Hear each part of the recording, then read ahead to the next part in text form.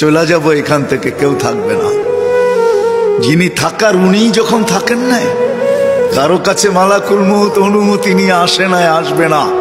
শুধু একজন মুহাম্মদুর রাসূলুল্লাহ সাল্লাল্লাহু আলাইহি ওয়াসাল্লামের কাছে মালাকুল মউত যখন আসছেন, তো আল্লাহ বলছে বন্ধুর কাছে অনুমতি নিয়ে ঢুকবে। অনুমতি দিলে ঢুকবে, নাইলে ফিরে আসবে।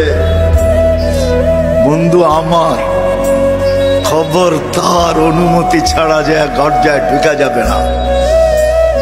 আমাদের কারো কাছে অনুমতি নিয়ে আসবে না, ওনার কাছে অনুমতি নিয়ে গেছেন। তারপরও বলছে শোনো, ঢুকার অনুমতি দিলেই কিন্তু হাত রাইখা দিবা না, আবার অনুমতি নিবা, রাখবা কি রাখবা না। বন্ধু যদি হা বলে তো রাইখো, যদি না বলে তো চলে আইসো। না বন্ধু আমার, কার বন্ধু? হ্যাঁ, কার বন্ধু? হাবিবুল্লাহ।